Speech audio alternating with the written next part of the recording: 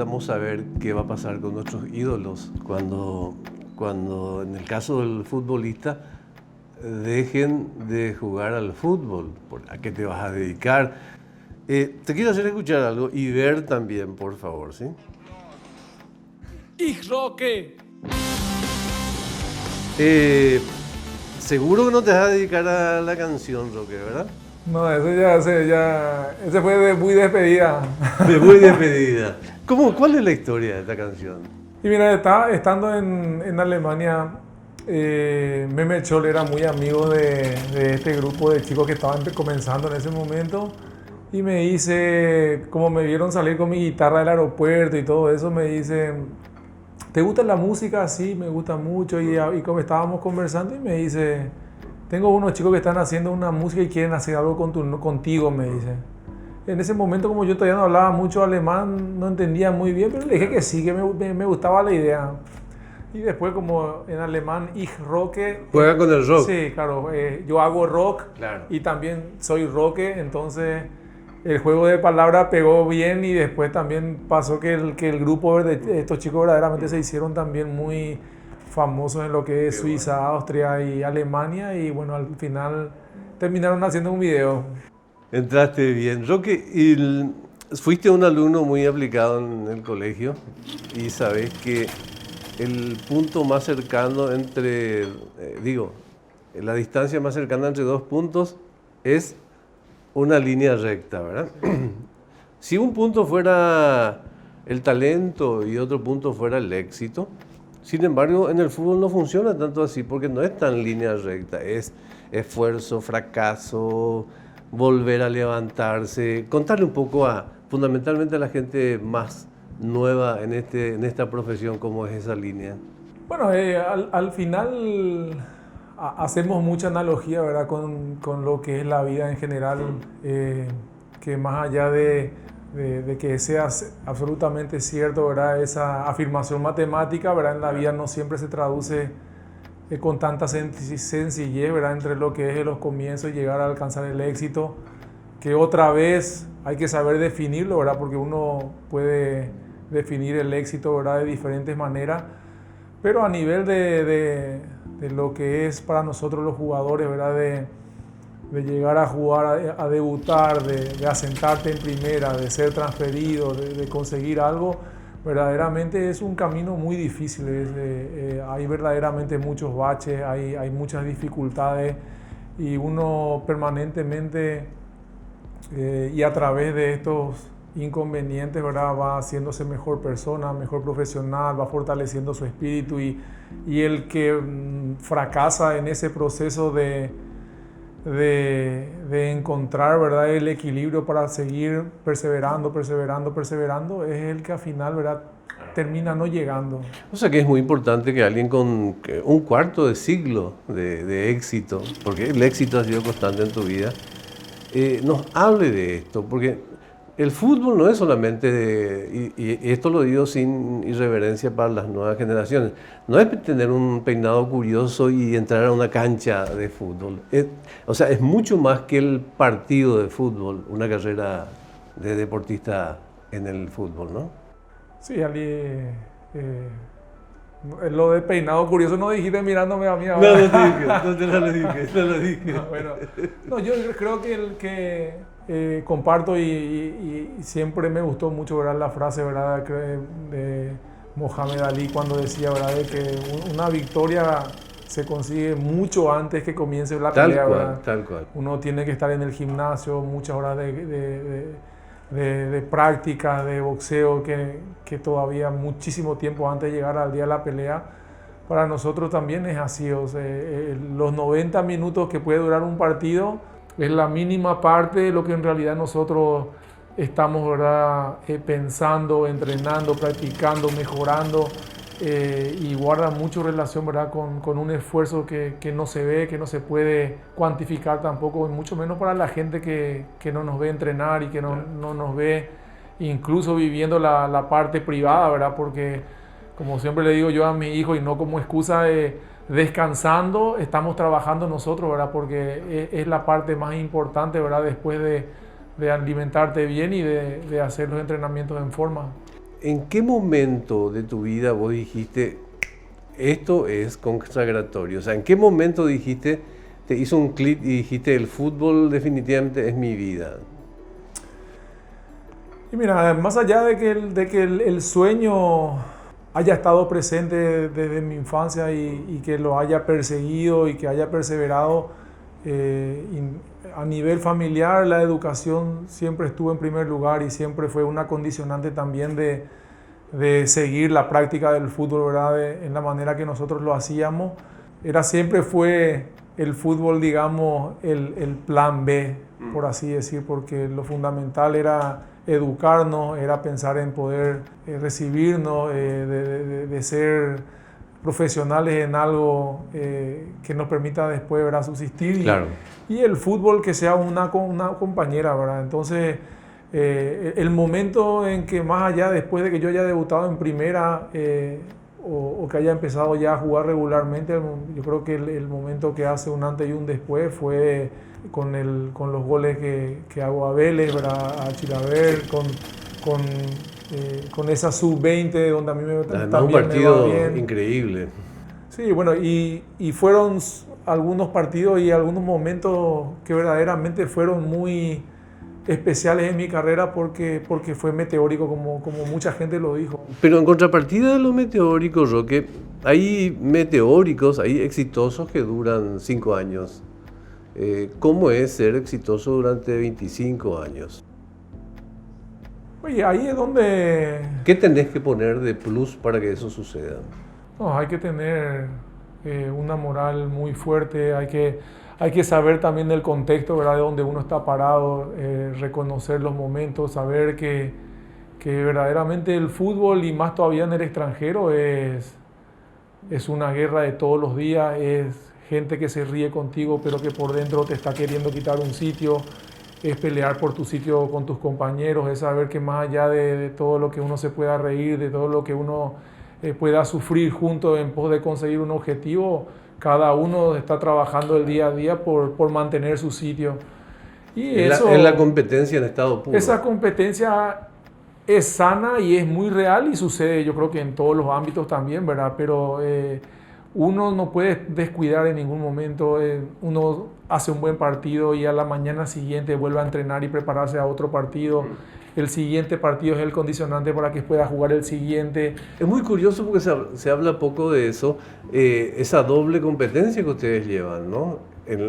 Contra el adversario, y no digo contra, y en relación a ser competentes para estar en el siguiente juego, ¿no? Y uno, con los años yo creo que uno asimila mucho mejor. De chico uno lo ve menos claro y también creo que aquí en el ambiente en que nosotros vivimos somos mucho más amigos en el sentido de hacerles llegar a los jóvenes, ¿verdad?, mucho más de forma tranquila que en el extranjero, donde uno se va y tiene que competir y no les importa que tenga 17 ni 16 años. Si estás compitiendo por un sitio, sos competencia y la edad no es un parámetro.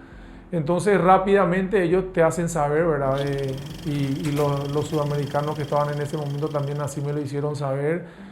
Y era llegar y tenés que hacer diferencia. Aparte, los extranjeros, cuando estamos en tierra lejana, ¿verdad?, somos medidos con una vara distinta. Claro, claro. Para ganarte tu sitio tenés que verdaderamente demostrar que sos poner un poco más superior, mejor. Sí. Entonces, el día a día es difícil.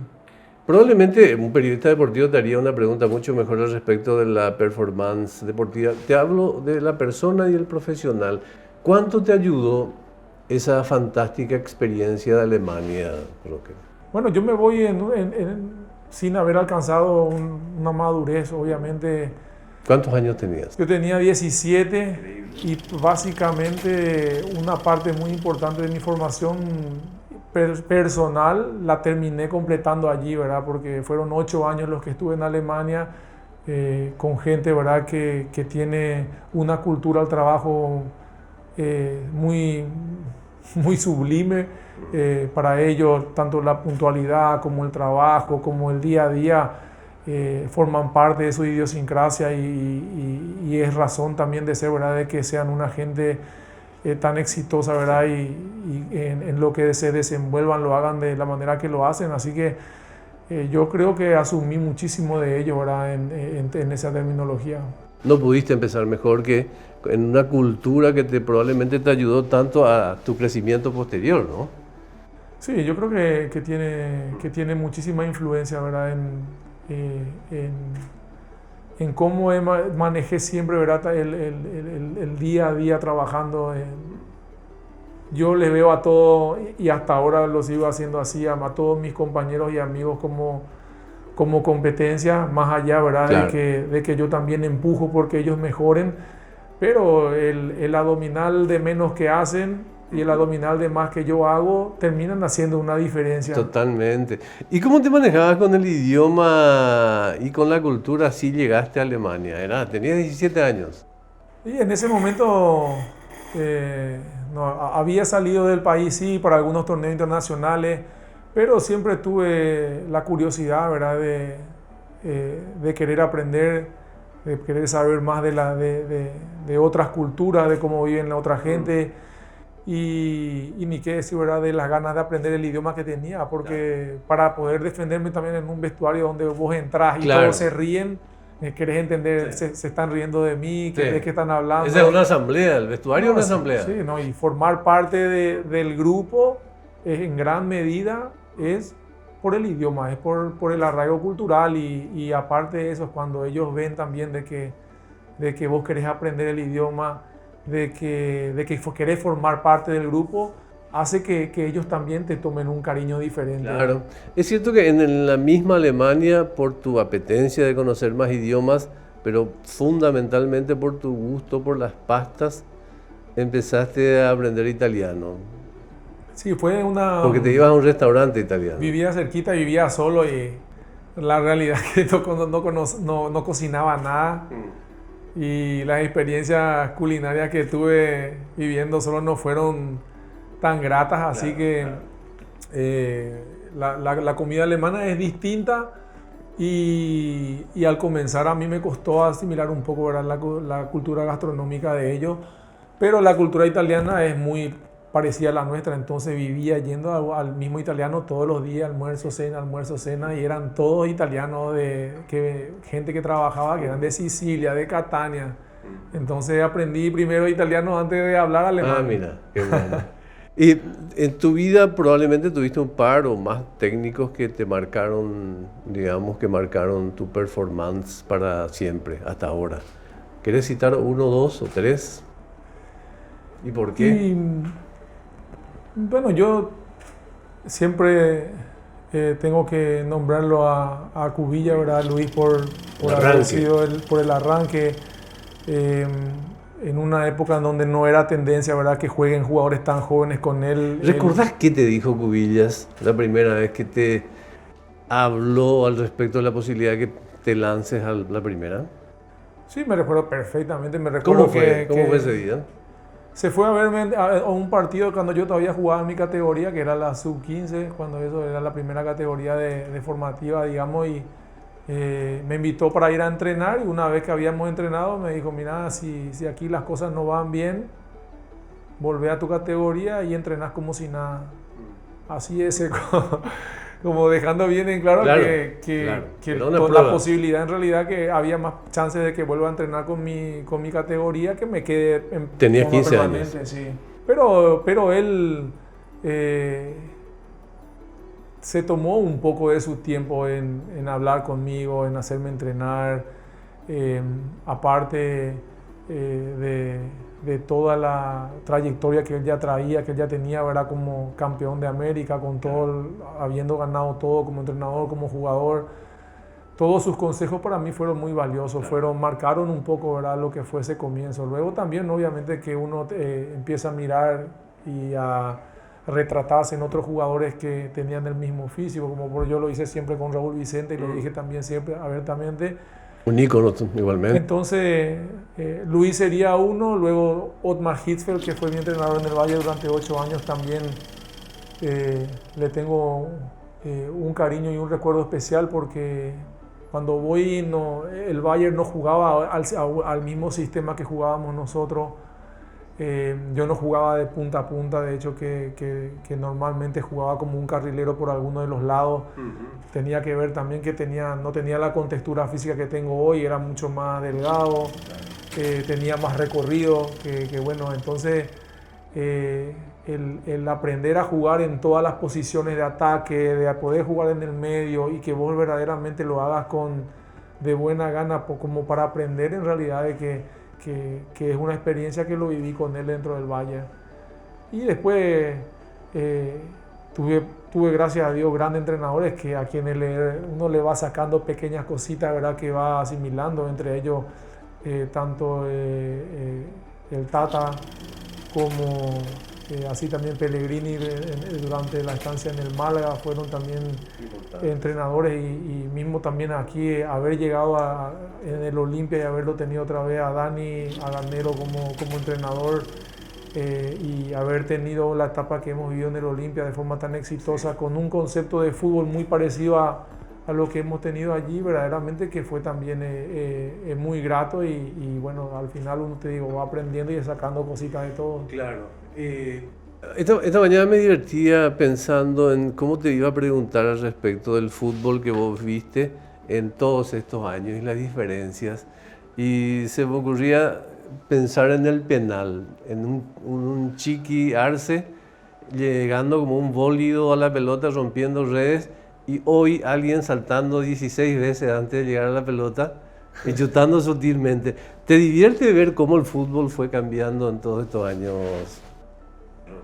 Sí, hay muchos aspectos que yo creo que en todos los momentos, a ver, lo de Panenka, por ejemplo, fue en una época muy distinta, no era, hay que tener mucho coraje para poder hacerlo. Hoy por hoy muchos jugadores lo hacen y al final marcan tendencia. Marcan una tendencia. A ver, el estilo de patear un penal que tiene Alex Silva, por ejemplo, de ir mirándole al arquero y irse despacito. Sí. Son jugadores que tienen, ¿verdad?, la sangre verdaderamente muy fría. Yo siempre tuve una relación muy dura con los penales. Y a propósito, pero no me dejes de hablar después de cómo viste, qué transformaciones viste en el fútbol desde que empezaste hasta ahora, pero ¿cuál es tu relación con el arquero en un penal? O sea, ¿cuál es tu duelo? ¿Qué diálogo no dicho tenés con ellos en el momento del penal? Mira, verdaderamente el diálogo no es con el arquero en verdad. El diálogo que muchas veces te termina descolocando es el interno que uno lleva. Es normalmente desde esa posición y en una situación de juego, yo creo que de 10 pelotas que uno en el entrenamiento recibe, 9 mete tranquilamente porque es automatización. Pero cuando la pelota ya está parada y uno se tiene que colocar ese recorrido. Y hay 40.000 personas arriba. No, y hay un diálogo interno que vas a la derecha, a la izquierda, abajo, arriba, la otra vez fallé, el otro día metí, mejor que va a tirar. Y después otra vez te va y existe ese diálogo, ¿verdad? Que le mira al arquero y que te empieza a marcar acá, que te mete a marcar allá. Y entonces, yo creo que el penal, como todo, es práctica, se puede mejorar. Hay gente que lo patea mejor que otro, pero hay... Y el arquero más odiado debe ser aquel que no se mueve hasta 2 minutos antes del fin del mundo, más o menos, ¿verdad? Que se te quedó quieto.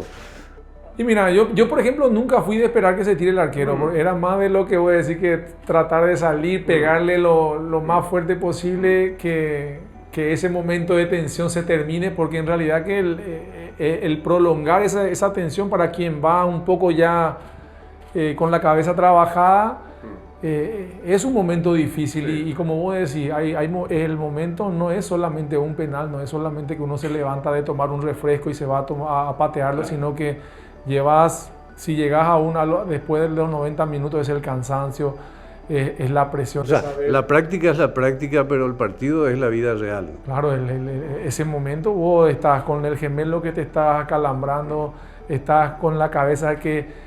y si fallo, con el tipo que te está retando afuera, 90.000 personas se van a poner mal. Mi señora me dijo esto, mi hijo no quiere que patee. Todo eso pasa por tu cabeza en un segundo, todo a la vez. Entonces no es muy sencillo. uno de los personajes más icónicos en un club con muchísimas figuras icónicas. ¿Qué es Olimpia para vos y para tu corazón, por supuesto? Olimpia es mi casa, es el lugar donde yo me inicié, que aprendí a amar desde muy chiquito, que aprendí a defenderlo también. Entonces, verdaderamente yo creo que la alegría que yo tengo de ir a entrenar todos los días al club que yo también defiendo, del que soy también aficionado, fanático, es verdaderamente un lujo porque es el tipo de sensaciones que uno necesita para prolongar su carrera, ¿verdad? Y que trabajar todos los días no sea verdaderamente un sufrimiento, sino que es un placer, ¿verdad? Poder trabajar por algo que uno verdaderamente lo hace y lo haría gratis, ¿verdad? Entonces, verdaderamente para mí poder tener en este momento de mi vida el tipo de, no solamente de despliegue que estoy teniendo ahora, sino también, ¿verdad?, de vivencias a nivel de éxito, al nivel de entrenamiento, para mí verdaderamente significa mucho. A mí me gustó mucho una entrevista que dabas a aficionados, creo que era en Málaga, alrededor de una mesa redonda, cuando te preguntaban sobre grandes equipos de Europa, donde estabas o podías estar. Y al final de tu charla sobre ese tema, dijiste tan enfáticamente, pero mi mejor lugar de la vida es la selección paraguaya. ¿Eso es así? Sí, de hecho que una de las anécdotas que yo siempre comento es que mi sueño como de niño giraba en torno a un chico vistiendo la camiseta de la selección paraguaya, que es el momento verdaderamente más, es el momento cumbre, ¿verdad?, que yo personalmente he llegado en términos, ¿verdad?, de satisfacción, de ir a tu equipo siempre pensando tengo que estar bien porque tengo que llegar bien a la selección. Uno juega para el aficionado, para lo que significa, ¿verdad?, la albirroja para nosotros, lo que somos muy fanáticos del fútbol. Así que yo creo que a lo largo de mi carrera lo he defendido muchas veces y digo que no hay partido más lindo que el que lo hace uno por la selección. La gente que te ama, te ve famoso, pero es rara esta dupla, te ve famoso pero humilde al mismo tiempo. Eso es espontáneo, eso lo construís, eso es tu día a día. No, yo soy muy así, o sea que yo creo que me presento para la gente también como soy. Es imposible durante mucho tiempo, ¿verdad?, crear un personaje que no existe, claro. Y sustentarlo tampoco. Pero debe ser difícil administrar la fama en Paraguay o Nueva York o en cualquier lugar del mundo, ¿no? Yo creo que es más difícil es siempre para la gente que te rodea, la gente que sufre, es al final, ¿verdad? O sea, Roque Santa Cruz no puede ir como yo, el resto de los mortales, a sentarse en un restaurante a cenar con la garantía de que va a estar tranquilo toda la noche. O sea que lo que pasa es que a mí tampoco me molesta, ¿verdad? Y normalmente tengo la paciencia y la cortesía con la gente, ¿verdad?, que vive el fútbol. Al final me doy cuenta de que las personas quieren también hacerse fotos, conversar un rato, comentarte cualquier cosa y como te decía, al final para mí se me hizo un poco más normal y tengo la paciencia, pero al final son los que están compartiendo contigo. Claro, ¿verdad? Que merecen un tiempo también, ¿no? Pero los familiares. familiares. Al final terminan cansándose un poco, ¿verdad?, de las interrupciones, de no poder tener ese momento, esa privacidad y darle continuidad a un momento que se crea, ¿verdad?, para justamente... Y en tu casa hay también una especie de asamblea sobre cómo tus chicos ya son chicos, pero van creciendo. Ya hay una especie de asamblea al respecto de cómo te fue en un partido. ¿Alguien te criticó ya a nivel de tu familia por algún partido? No, sí, total. Yo creo que no hay peor crítico acá que los chicos, ¿verdad? Sí. Porque ellos sin filtro son ahora y ¿Cómo vas a fallar? Antes de saludarte, ¿cómo fallaste ese? ¿Cómo fallaste Sí. lo otro? Sí. ¿Cómo ves la distancia? Para mi percepción, que no soy ningún técnico en la materia, ¿verdad? Pero que en todos estos años me da la impresión que Europa se nos fue yendo más lejos, digamos, de América en materia de performance futbolística. ¿Cómo lo estás apreciando y por qué pasa eso si es así? Bueno, ellos hacen uso de la tecnología, ¿verdad? En cada momento en donde les es posible aplicarla, eso hace que ellos sean mejores atletas. Hoy en día, yo creo que en cuanto a talento, anteriormente, yo me recuerdo que en la época que yo estuve incluso en Alemania, decían que lo de habilidoso era sudamericano, lo de fuerza, velocidad, empuje y sacrificio y disciplina es europeo. Yo creo que hoy en día ellos y la mucha disponibilidad que hay de entrar y ver en la red que sea cómo juegan, cómo los chicos practican en Sudamérica, hizo que ellos también hoy por día tengan las mismas capacidades, muchos chicos muy talentosos que también crecen haciendo bicicleta, haciendo picaditas, jueguitos, de lo que antes era muy de nosotros. Ellos terminaron asimilándolo, pero manteniendo también, ¿verdad?, esa disciplina que tienen jugando. Y sin siquiera poner todavía en relieve, ¿verdad?, de que a nivel de infraestructura nos sacan todavía. Sí. Pero en materia futbolística se suele mencionar la velocidad como un tema. A ver, no, parte más allá también de que incluso en los últimos mundiales, ¿verdad?, ganaron europeos, ¿verdad?, que nos han sacado esa ventaja. El factor climático siempre también es una condicionante, ¿verdad?, para nosotros, ¿verdad? Sí. Muchas veces vemos un partido de Inglaterra y decimos, pero nuestro fútbol es así, el de ellos es a una velocidad distinta, pero en realidad también que obedece mucho, ¿verdad?, a factores climáticos como el jugar a 12 grados, el campo, con el campo cortito, bien mojadito y uno de por sí tiene una predisposición a correr diferente. Bueno, aquí ya, a 40 grados es difícil. Según tu propia decisión ya te queda un año nomás, así que te puedo preguntar, el arbitraje también tiene que ver. Tiene que todo, porque al final el fútbol es un producto que la gente tiene que comprarlo y tiene que comprarlo a gusto. Y el show que da el fútbol...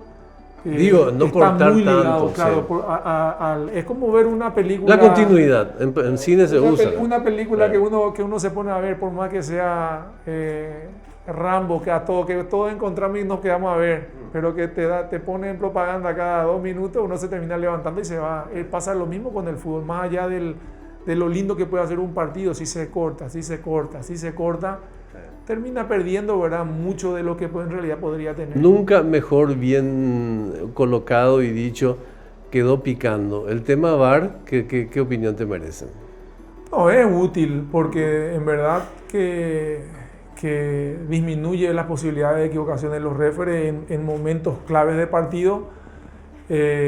Pero la velocidad termina también siendo, ¿verdad?, un determinante y también, ¿verdad?, la situación. Todos aprendimos alrededor del VAR en estos tiempos y al final lo que todos queremos ver es que el referee, que el principal sea el que siga tomando las decisiones, porque más allá de VAR o no VAR, sigue siendo una cuestión, ¿verdad?, de la percepción que tenga el principal con respecto a esas jugadas y que ellos verdaderamente, mismo consultando el VAR, tomen sus propias decisiones, es algo positivo.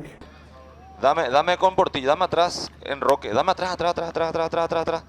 Y quiero que vean la interferencia o no de Roque encima de Portillo. Fíjate en Roque y Portillo. Hace un desvío. Sí, el jugador le tiene que desviar a Roque. Sí, te doy otra. Fuera de juego. Estamos con el gol y fuera de juego con interferencia. Ok, José, estamos contigo. Regalé la pelota a Santa Cruz, va a tirar, tiene el gol. Se va Santa Cruz, tiró.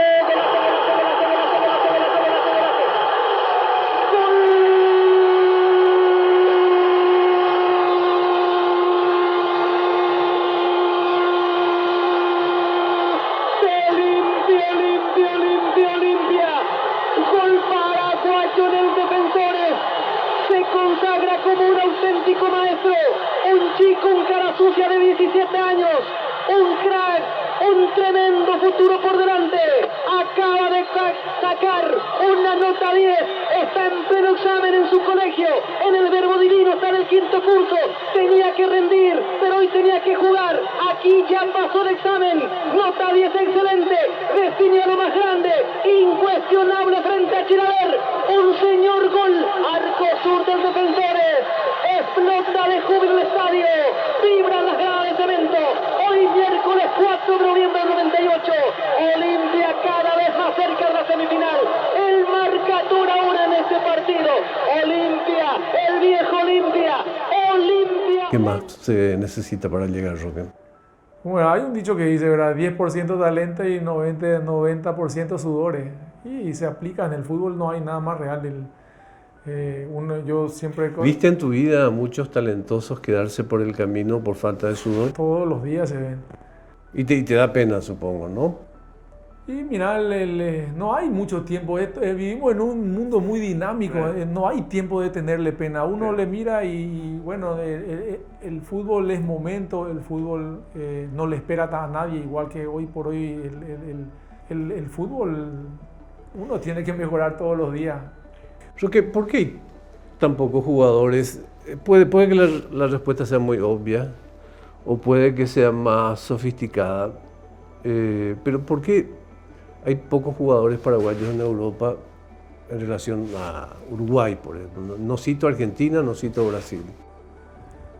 Mira, yo creo de que tiene mucho que ver con la forma en que se ha equiparado, ¿verdad?, las pagas, ¿verdad?, en los países de Sudamérica y de América del Norte, ¿verdad?, por decir la MLS y México.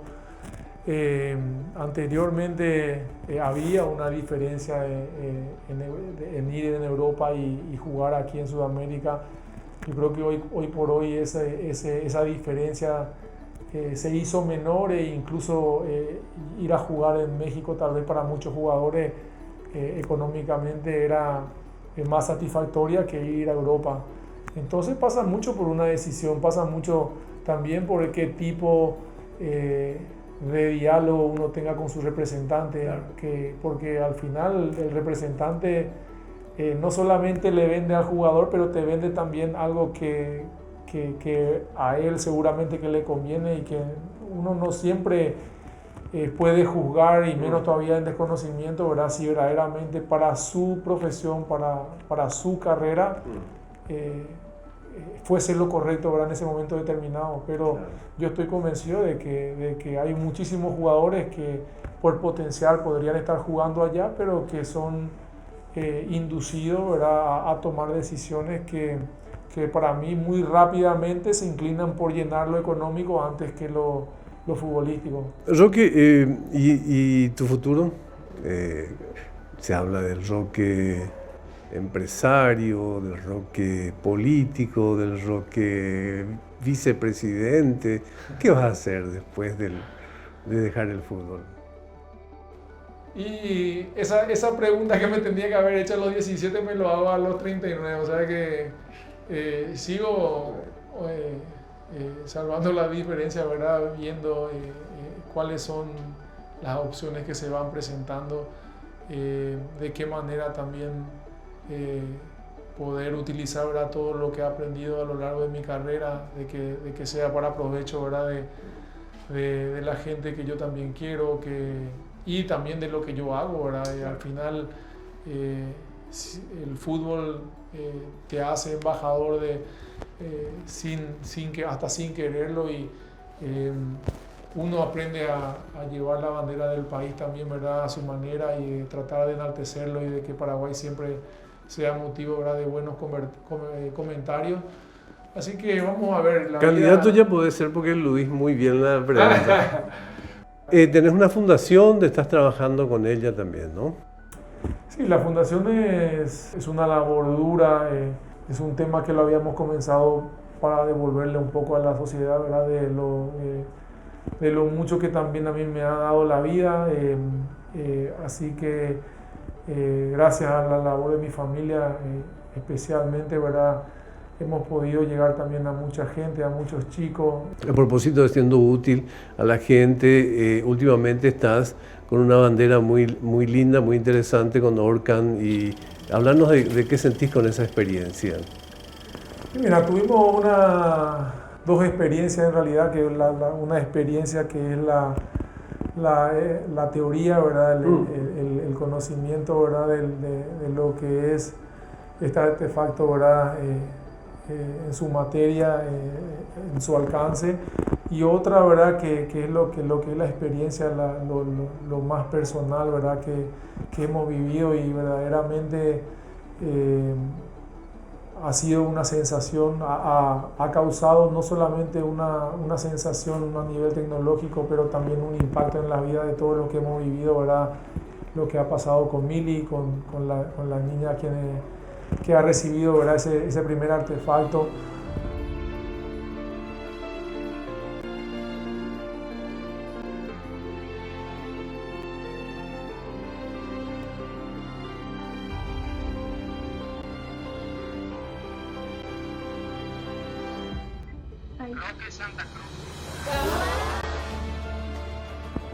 Poder ver la reacción y el cambio en su vida y lo que representa para todo su entorno es verdaderamente mágico, y te digo, ha marcado una parte muy importante, ¿verdad? De nuestras vidas, ¿verdad? Haber presenciado, ¿verdad? Esa posibilidad, verdaderamente esa posibilidad que se le abre, ¿verdad? Con el artefacto. Gerenciar procesos deportivos, ser técnico, ser estrella de la televisión como periodista deportivo, ¿alguna de esas cosas no se te pasa por la cabeza? O sea que nunca, si bien me encanta, ¿verdad? Toda la teoría que hay alrededor del fútbol, del por qué así, del cómo salir, del cómo llegar, nunca me planteé, y creo que definitivamente no va a ser lo mío, ¿verdad? Entrenar. Sí me interesa, ¿verdad? Y le encuentro mucha pasión, ¿verdad? A lo que es el gerenciamiento, ¿verdad? La parte más de dirección técnica, de lo que es dentro de una institución. No, en general, ¿verdad? Estoy haciendo, tengo idea de participar de algunos cursos, ¿verdad? Para el gerenciamiento deportivo, sí. y de manera de poder también hacer un poco de escuela en Europa, ¿verdad? Con todos los equipos, ¿verdad? Donde pude jugar, cosa de poder venir y replicar un poco de lo que se hace allá. Pero también todo esto siguen siendo algunas opciones que se podrían dar una vez que deje de jugar. ¿Cómo es el Roque que sabes cuidar mucho, y eso es muy respetable, adentro de la casa? ¿Qué te gusta? ¿Ver tele, ver películas? ¿Lees cerveza o vino cuando tenés días libres? Y yo soy, soy muy de mis hijos. Hay un tiempo que valoro mucho y que lo quiero cuidar siempre, ¿verdad? Que es el momento que pueda compartir con ellos, dentro de las muchas bendiciones que uno puede tener, ¿verdad? Con lo que hace y con lo que a mí me dio el fútbol, es un poco, ¿verdad? Poder disponer del tiempo, ¿verdad? Para verlos crecer. Así que esa es una de las cosas que no se negocia, o que yo no negocio en casa. Me gusta estar en casa y poder compartir, de cenar, de poder estar con la familia. Y si dentro de esos momentos el vino sí es titular indiscutible en casa. Sí. Siempre